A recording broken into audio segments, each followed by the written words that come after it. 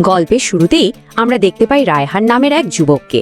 সে একা একটা অন্ধকার ঘরে বসে আছে। মায়ের মৃত্যু শোকে তার চোখ দুটো লাল।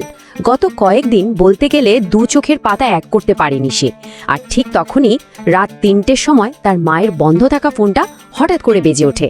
একবার ভাবলে গা শিউরে ওঠে, তাই না?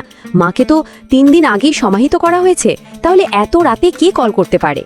অন্ধকারের মধ্যে ফোনের স্ক্রিনে যখন জল করে ওঠে কলার আইডি মা, তখন পুরো পরিস্থিতি একটা তীব্র এবং অতি প্রাকৃত সাসপেন্সে রূপ নেয়।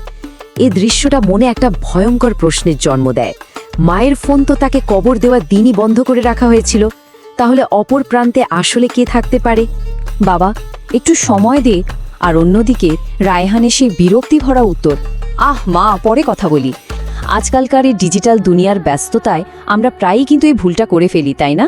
প্রিয়জনদের ছোট ছোট চাওয়াগুলোকে আমরা এভাবেই এড়িয়ে যাই। রায়হানের ক্ষেত্রে এটাই ছিল তার মায়ের সাথে শেষ কথা। অন্ধকারে একটি কড়া নাড়ার শব্দ, আর এর সাথেই মাঝরাতের আতঙ্ক যেন ক্রমশ বেড়েই চলেছে। সে রাত ৩টার মুহূর্তে ফিরে যাওয়া যাক। কাপা কাপা হাতে ফোনটা রিসিভ করতে ওপাশ থেকে ভেসে এলো খুব পরিচিত, শান্ত কিন্তু ভয়ানক একটা ফিসফিস শব্দ। বাবা, দরজাটা খোলো। এই একটা কথা বাস্তব জগৎ আর এক অদ্ভুত অস্বস্তিকর জগতের মাঝখানের রেখাকে যেন এক নিমেষে মুছে দেয়। একবার দেখ বাবা। এই নির্দেশ শুনে ধীরে ধীরে দরজার দিকে এগিয়ে যায় রায়হান। তার প্রতিটা পদক্ষেপে মিশে আছে এক বিশাল ভয় আর তীব্র অনুশোচনা। হাত তখন থরথর ওরে কাঁপছে। কাঁপতে কাঁপতে দরজাটা খোলার পর দেখা গেল অন্ধকারের মধ্যে কোনো অশরীরী বা ভূত অপেক্ষা করছিল না। হলরুমটা একেবারে ফাঁকা।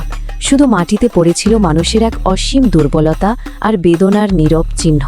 মায়ের ফেলে যাওয়া একজোড়া পুরনো চশমা, আর তার ঠিক পাশেই একটা হাতে লেখা কাগজ।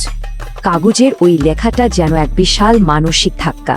লেখা ছিল, মা বেঁচে থাকতে যে সময় দেয় না, মা চলে গেলে সে মানুষ সবচেয়ে বেশি একা হয়ে যায়।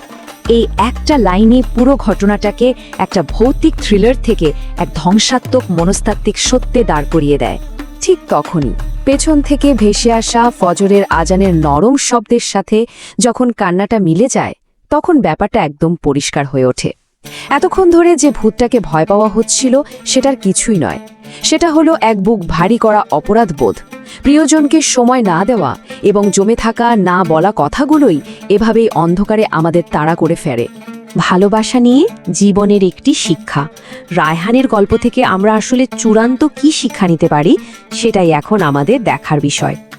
আমাদের এই আধুনিক আর ব্যস্ত জীবনের জন্য এটা অত্যন্ত করুণ কিন্তু খুব বাস্তব একটা দৃষ্টান্ত। এটা এক অমোঘ সত্য আমাদের মনে করিয়ে দেয়, পৃথিবীতে টাকা পয়সা, সম্পদ বা মুছে যাওয়া মেসেজ হয়তো আবার ফিরে পাওয়া যায়, কিন্তু যে মানুষগুলো আমাদের এই পৃথিবীতে এনেছেন তাদের একবার হারালে আর কোনোভাবেই ফিরে পাওয়া যায় না। আমাদের এই ব্যস্ত রুটিনের মাঝেও নীরবে এমন কিছু ট্র্যাজেডি ঘটে যায় যা চাইলেও আর কখনো বদলানো সম্ভব হয় না। একটু থামা দরকার আমাদের, একবার ভাবা দরকার, আমাদের ব্যস্ত জীবন থামিয়ে শেষ কবে আমরা আমাদের বাবা মায়ের কথা মনোযোগ দিয়ে শুনেছিলাম। সময় একবার ফুরিয়ে গেলে অনুশোচনা ছাড়া আর কিছুই অবশিষ্ট থাকে না।